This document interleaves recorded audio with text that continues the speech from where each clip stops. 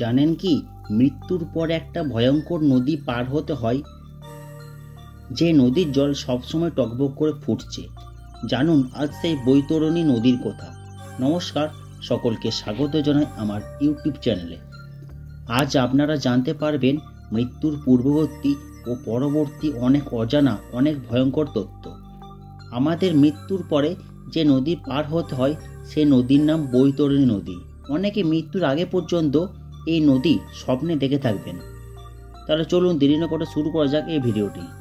আমাদের সনাতন ধর্মে নদীকে অনেক পবিত্র বলে মানা হয়, আর আমরা নদীকে পুজো করে থাকি।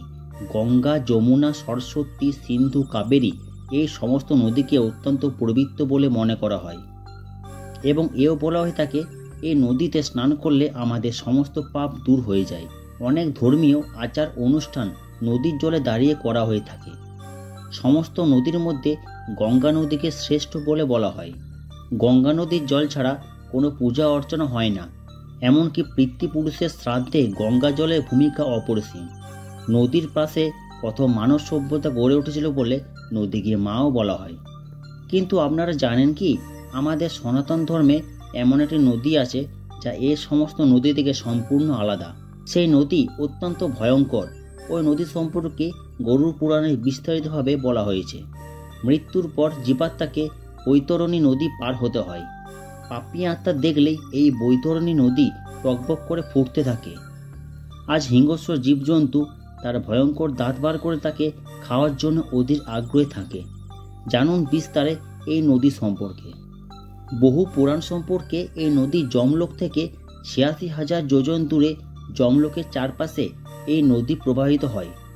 কিন্তু এই নদীতে জলের পরিবর্তে থাকে রক্ত আর পুঁজ। মৃত্যুর পরে পাপীকে যমলোকে যাওয়ার জন্য এই নদী অবশ্যই পার হতে হয়।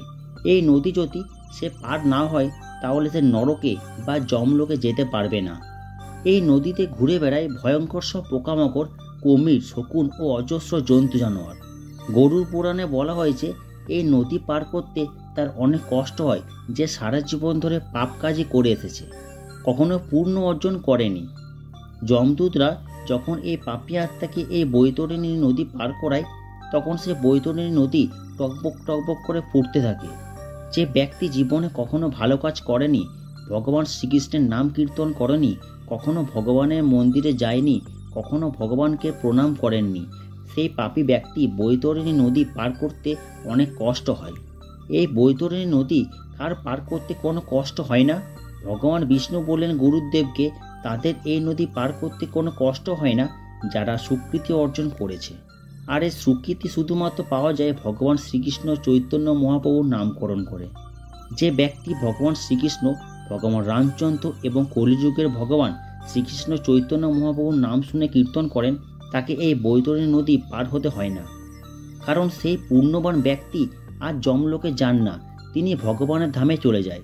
আর যদি কেউ পূর্ণ অর্জন করতে থাকে, এমন কোনো দুঃখী মানুষকে সাহায্য প্রদান করা, সমস্ত জীবকে ভালোবাসা জানানোর মধ্যে কোনো রাগ হিংসা নেই, সে পুণ্যবান ব্যক্তিকে যখন যমদূত বৈতরণী নদী পার করায় তখন তাদেরকে সোনার নৌকায় করে বৈতরণী নদী পার করায়। তখন নদী শান্ত হয়ে থাকে, কোনো টকবক করে ফোটে না। কুমির, পোকামাকড় এবং অন্যান্য হিংস্র প্রাণীরা তখন শান্ত হয়ে থাকে। আমাদের মৃত্যুর পর কি কি ঘটে তা গরুড় পুরাণে বলা হয়েছে। আমাদের মৃত্যুর পর ঘটে এই 7টি ঘটনা। মৃত্যুর পর আমাদের এই জড় শরীর নষ্ট হয়ে যায়, কিন্তু আমাদের এই চিন্ময় আত্মা কখনো নষ্ট হয় না। মৃত্যুর সময় আমাদের সাথে ঠিক কি কি ঘটে এটা জানার পর আপনার গায়ের লোম শিউরে উঠবে। আমাদের সনাতন ধর্ম ধর্মান্তরে বিশ্বাসী, যার জন্ম হয়েছে তার মৃত্যু অবশ্যই হবে, আর যার মৃত্যু হয়েছে তার জন্ম অবশ্যই হবে। ভগবান শ্রীকৃষ্ণ গীতায় অর্জুনকে এই কথা বলেছেন। 2 নম্বর অধ্যায়, মৃত্যুর করাল থেকে কোনো মানুষই বাঁচতে পারবে না। যে যত চেষ্টা করুক না কেন যে আমার মৃত্যু হবে না, আমি সারা জীবন বেঁচে থাকব, কিন্তু সে সারা জীবন বাঁচতে পারবে না। একসময় কালরূপী যমরাজ এসে তার মৃত্যু ঘটাবে। মৃত্যুর পর এই পঞ্চভূতে তৈরি জড় শরীরকে আগুনে পোড়ানো হয়। তারপরে পঞ্চভূতে তৈরি শরীর পঞ্চভূতে বিলীন হয়ে যায়। কিন্তু আমাদের এই আত্মা যে বেঁচে থাকে, এই আত্মাকে আগুনে পোড়ানো যায় না, এই আত্মাকে জলে ভেজানো যায় না, এই আত্মাকে শুকোনো যায় না। এই আত্মাকে ছুরি দিয়ে কাটা যায় না। জীবাত্মা তার কর্ম অনুসারে এক দেহ থেকে অন্য দেহে প্রবেশ করে।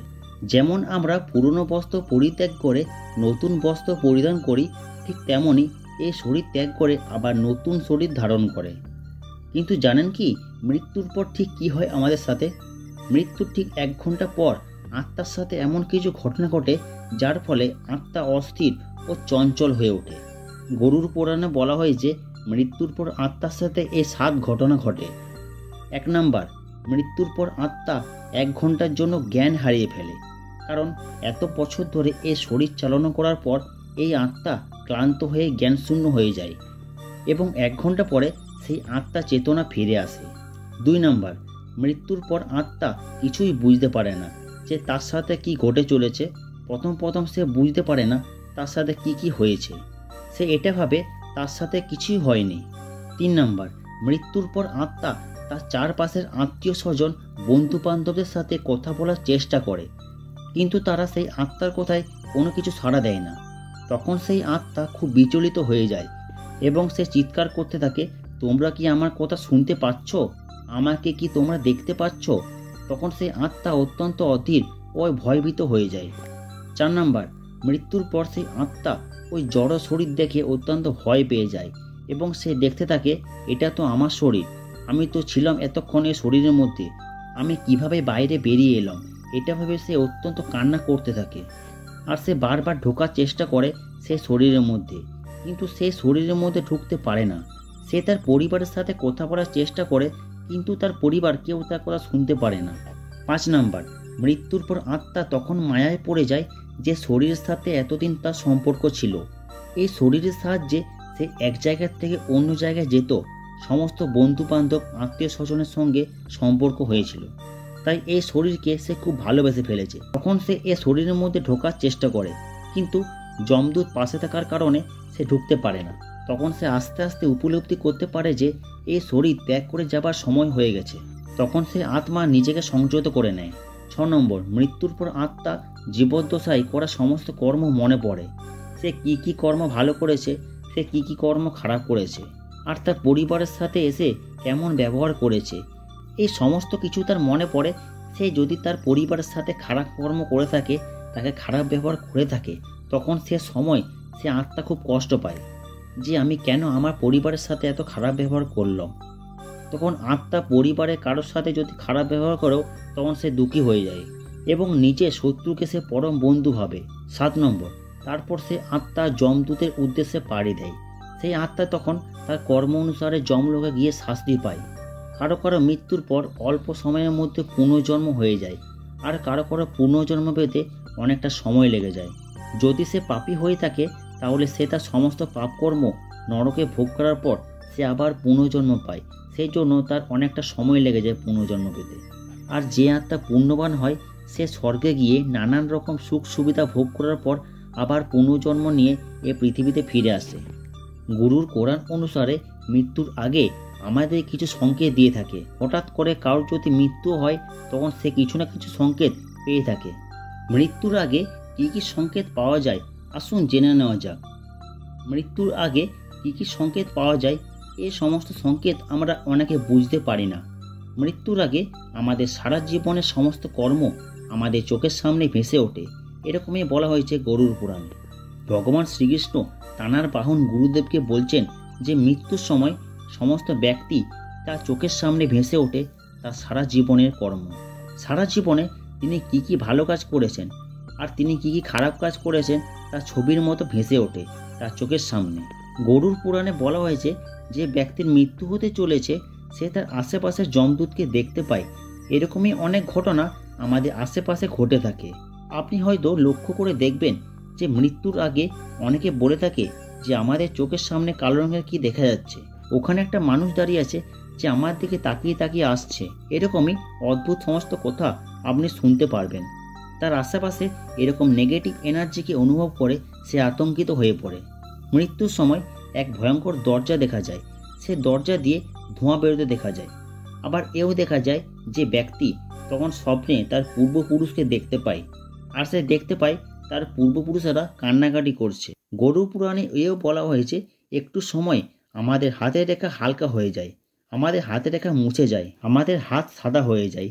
আমাদের মৃত্যুকে জয় করার সবথেকে সহজ উপায় হচ্ছে ভগবানের কাছে শরণাপন্ন হওয়া। তাহলে আজকের ভিডিওটি কেমন লাগলো? ভিডিওটি ভালো লাগলে চ্যানেলটি লাইক, সাবস্ক্রাইব ও শেয়ার করতে ভুলবেন না।